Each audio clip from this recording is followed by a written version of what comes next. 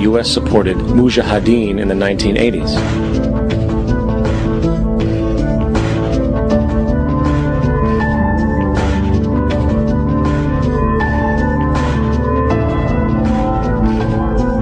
In 2007, the Department of Defense received $161.8 billion for the so-called global war on terrorism. According to the National Counterterrorism Center, in 2004, roughly 2,000 people were killed internationally due to supposed terrorist acts. Of that number, 70 were American. Using this number as a general average, which is extremely generous, it is interesting to note that twice as many people die from peanut allergies a year than from terrorist acts. Concurrently, the leading cause of death in America is coronary heart disease, killing roughly 450,000 each year. And in 2007, the government's allocation of funds for research on this issue was about $3 billion. This means that the U.S. government in 2007 spent 54 times the amount for preventing terrorism than it spent for preventing a disease which kills 6,600 times more people annually than terrorism does. Yet, as the name terrorism and Al-Qaeda are arbitrarily stamped on every news report relating to any action taken against U.S. interests, the myth grows wider. In mid-2008, the U.S. Attorney General actually proposed that the U.S. Congress officially declare war against the fantasy. Not to mention, as of July 2008, there are now over 1 million people currently on the U.S. terrorist watch list. These so-called counterterrorism measures, of course, have nothing to do with social protection, and everything to do with preserving the establishment amongst the growing anti-American sentiment both domestically and internationally, which is legitimately founded on the greed-based corporate empire expansion that is exploiting the world. The true terrorists of our world do not meet at the docks at midnight or scream Allah Akbar before some violent action. The true terrorists of our world wear $5,000 suits and work in the highest positions of finance, government, and business. So, what do we do? How do we stop a system of greed and corruption that has so much power and momentum? How do we stop this aberrant group behavior which feels no compassion for, say, the millions slaughtered in Iraq and Afghanistan, so the corporatocracy can control energy resources and opium production for Wall Street profit?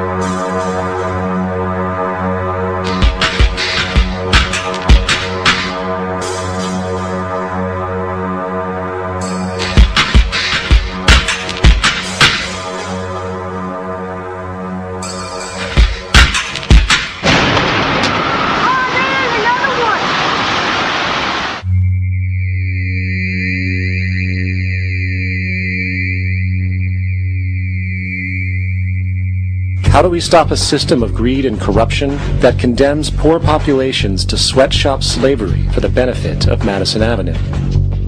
Or that engineers false flag terror attacks for the sake of manipulation?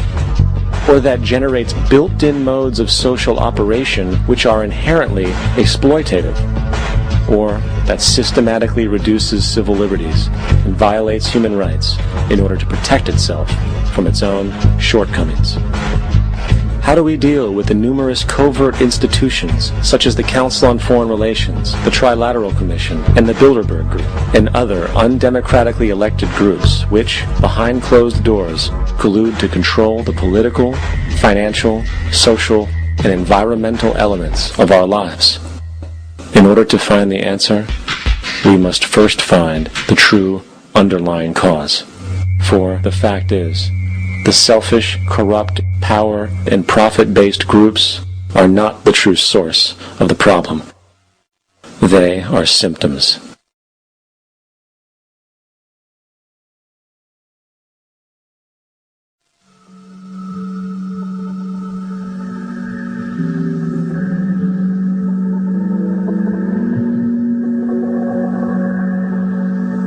My name is Jock Fresco. I'm an industrial designer and a social engineer. I'm very much interested in society, in developing a system that might be sustainable for all people.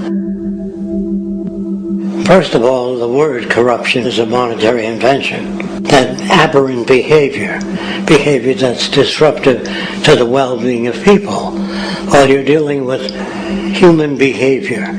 And human behavior appears to be environmentally determined, meaning if you were raised by the Seminole Indians as a baby, never saw anything else, you'd hold that value system. And this goes for nations, it goes for individuals, for families. They try to indoctrinate their children to their particular faith and their country and make them feel like they're part of that. And they build a society which they call established. They establish a workable point of view and tend to perpetuate that, whereas all societies are really emergent, not established. And so they fight new ideas that would interfere with the establishment. Governments try to perpetuate that which keeps them in power.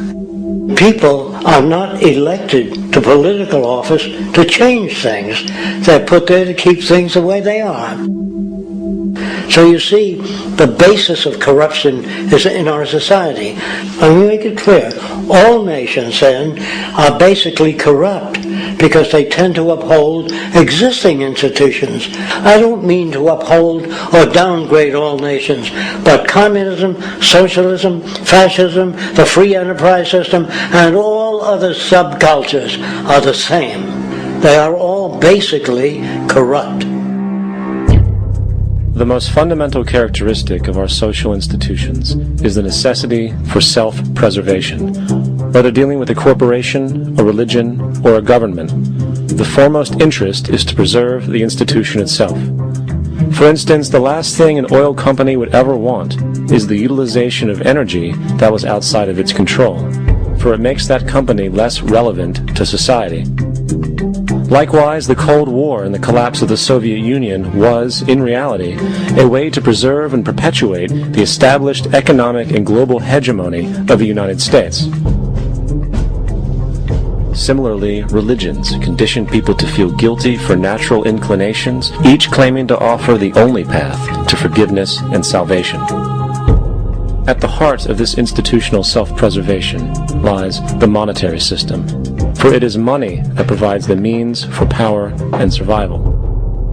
Therefore, just as a poor person might be forced to steal in order to survive, it is a natural inclination to do whatever is needed to continue an institution's profitability. This makes it inherently difficult for profit-based institutions to change, for it puts in jeopardy not only the survival of large groups of people, but also the coveted materialistic lifestyles associated with affluence and power. Therefore, the paralyzing necessity to preserve an institution, regardless of its social relevance, is largely rooted in the need for money or profit.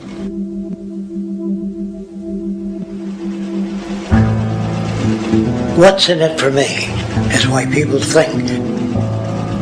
And so if a man makes money selling a certain product, naturally he's going to fight the existence of another product that may threaten his institution.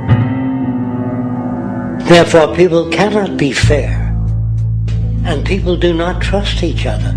A guy will come over to you and say, I got just the house you're looking for. He's a salesman. When a doctor says, I think your kidney has to come out, I don't know if he's trying to pay off a yacht or whether my kidney has to come out.